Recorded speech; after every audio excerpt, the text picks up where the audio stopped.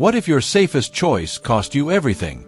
Moving in with your children may seem like a natural step as we grow older. It's rooted in love, family, and support, but sometimes, the very move meant to bring comfort can quietly take away the things that make us feel alive.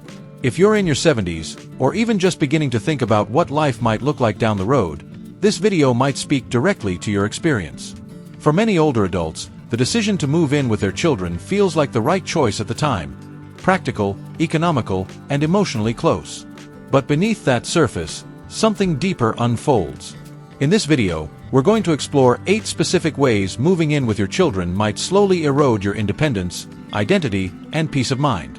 These are things most people never talk about, yet millions silently experience.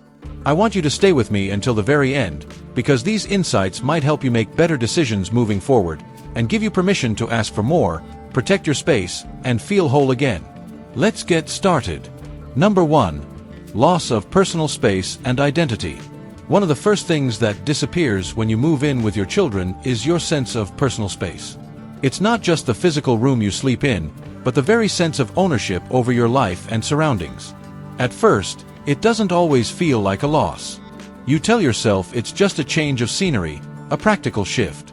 But as time passes, you begin to realize you no longer have a place that feels truly like yours.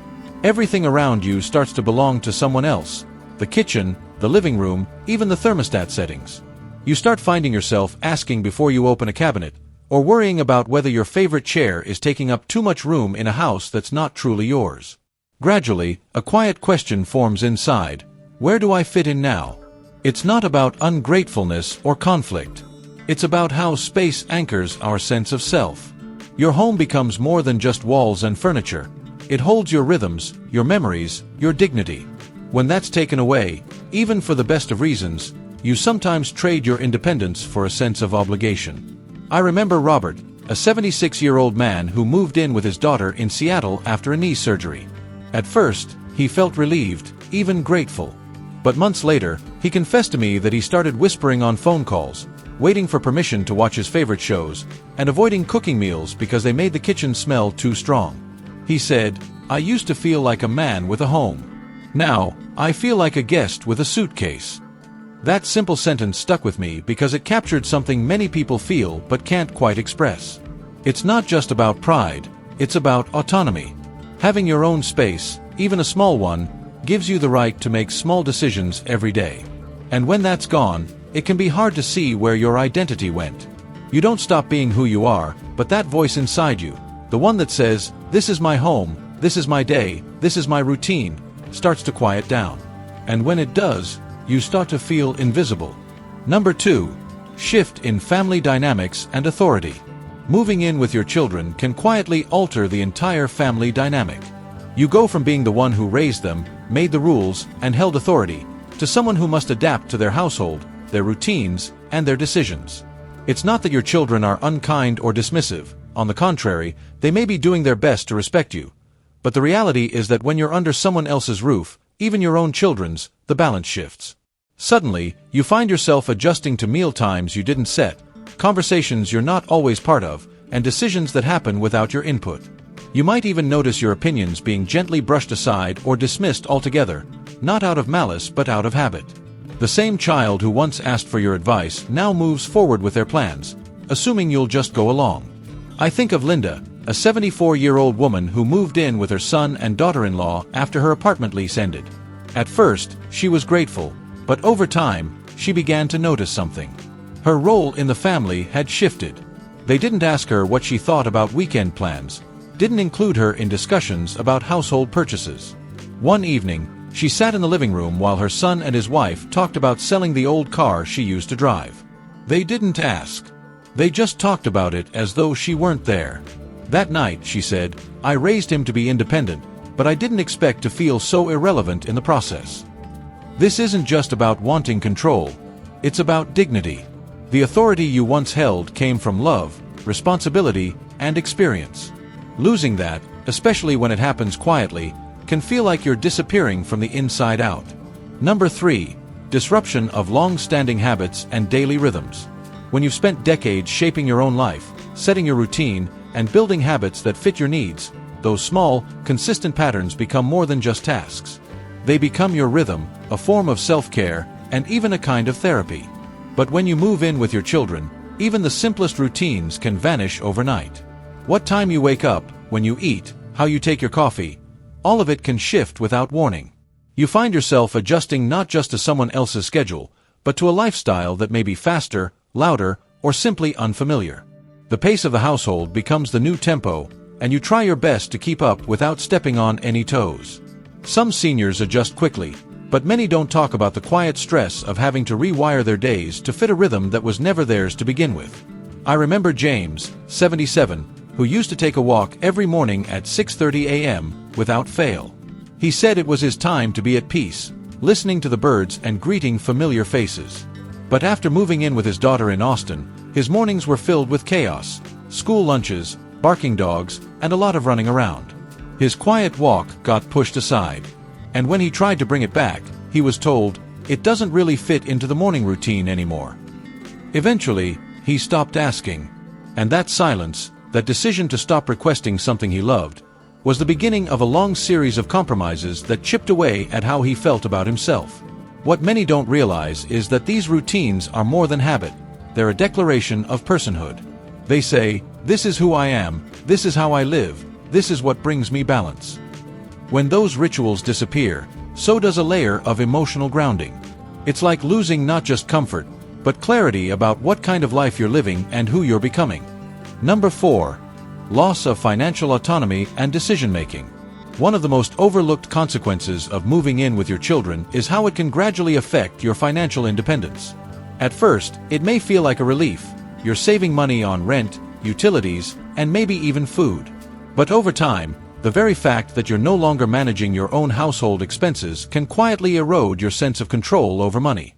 You might start contributing to groceries or paying a portion of the bills, but you're no longer the one setting the budget.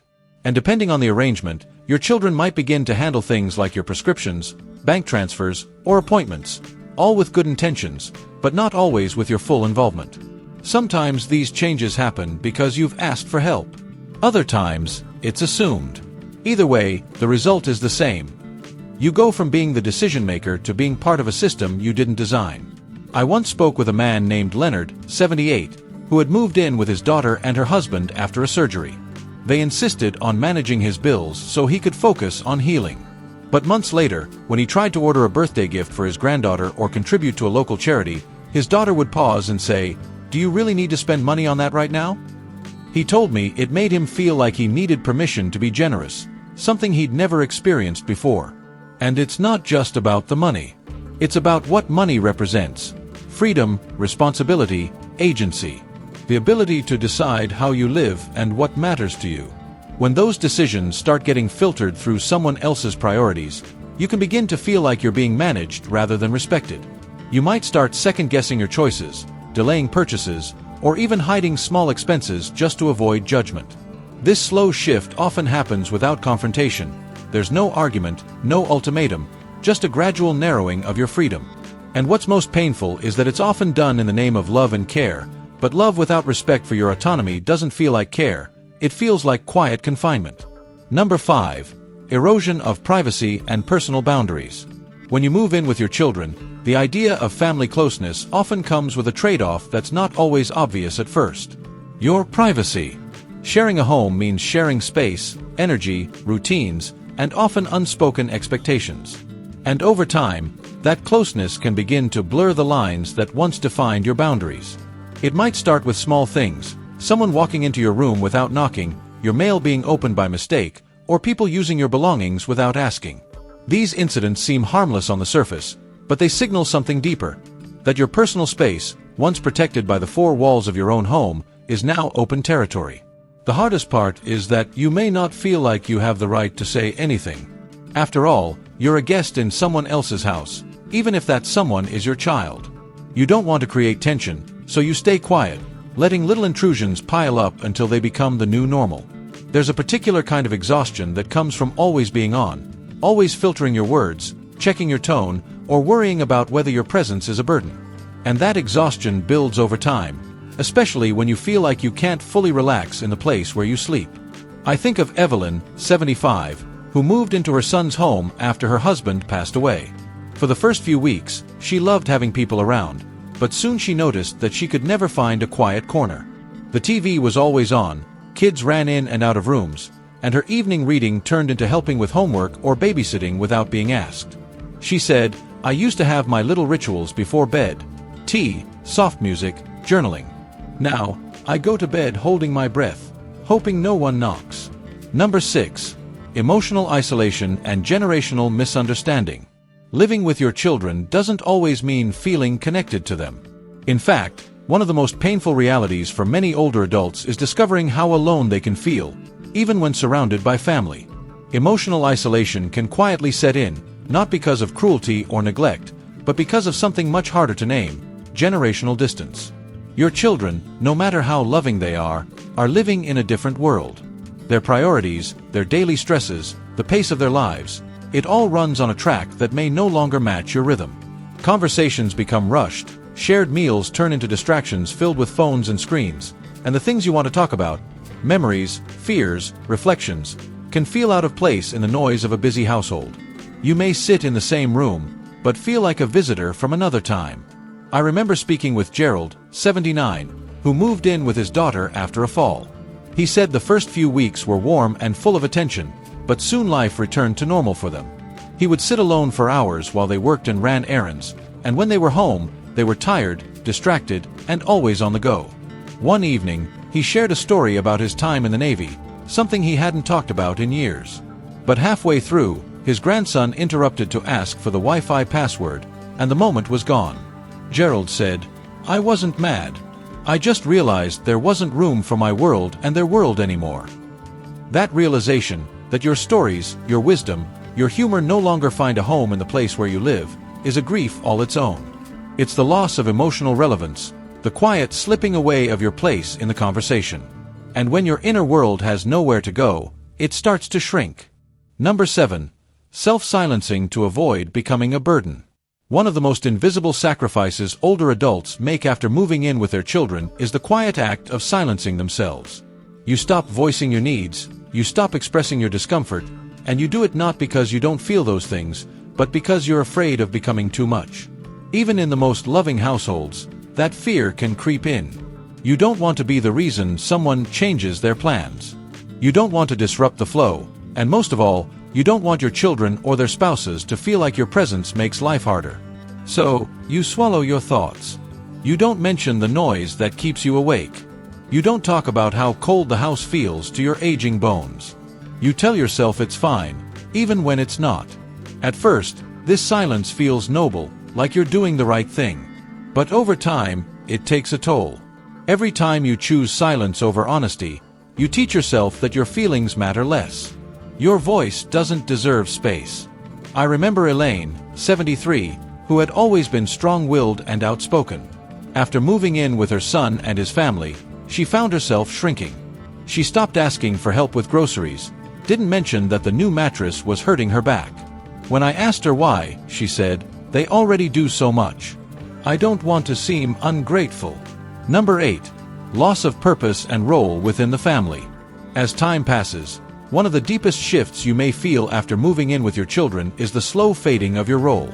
The responsibilities you once held, the daily decisions, the small ways you contributed, even the quiet sense of purpose that guided your mornings, begin to disappear. It doesn't happen all at once. There's no announcement, no declaration that your role has changed. But little by little, the things that used to give your life structure begin to fall away. You no longer plan the meals, make the lists, or fix what's broken. You stop being the first person someone calls when they need advice. You become a witness to the family's life, not a participant. This change can feel especially painful when you've spent decades being the anchor, the problem solver, the giver, the one who kept things moving, and suddenly your days are quieter, less defined, and sometimes even empty. I remember Charles, 81, who had always been the one to mow the lawn, balance the checkbook, and fix the kitchen sink without anyone asking. After moving in with his daughter, he tried to offer help, but they often replied with, "Don't worry about it. We've got it." At first, he appreciated the rest, but over time, the lack of responsibility began to gnaw at him. He said, "I just want to matter again." I want to feel like there's something I still bring to the table. That feeling, the longing to be useful, is not about ego. It's about meaning. We are wired to need purpose, no matter our age. And when that sense of usefulness fades, our days can start to feel weightless. Even when your family means well, when they try to make your life easier, they may unintentionally take away the very things that kept you feeling grounded. If you found yourself nodding quietly while watching this video, you're not alone. What we've discussed today isn't rare, and it certainly isn't a reflection of weakness or failure. It's the complex emotional reality that many older adults face when they make what feels like a responsible, loving choice, moving in with their children. But love doesn't mean sacrificing yourself. It doesn't mean fading into the background of someone else's life. You've spent decades building who you are, creating a rhythm, a voice, a role. And that doesn't need to disappear just because your address changed. Each of the 8 experiences we discussed today is a reminder that independence isn't just physical. It's emotional. It's psychological. It's tied to your ability to make choices, express yourself, and wake up each day with a sense of purpose. If you've given some of that up, whether willingly or out of necessity, it's okay to grieve it. It's okay to name it. And it's more than okay to want some of it back. Because no matter where you live, no matter who's around you, you still deserve to feel seen, heard, and respected. You still deserve a space where you can breathe freely and speak openly. Take a moment to reflect. What stood out to you the most? Which of these signs have you felt in your own life? And what do you wish someone had told you sooner? Thank you for joining us today. We'd love to hear from you. Leave a comment below and share one thing you learned today and how you plan to use it in your life. Your thoughts are important to us, so don't hesitate to share them. Reading your comments gives us great motivation and encouragement. If you enjoyed this video and found it helpful, please like, subscribe, and share. Your support helps us continue creating good content to inform and inspire you. Thanks for watching, and we look forward to seeing you in the next video.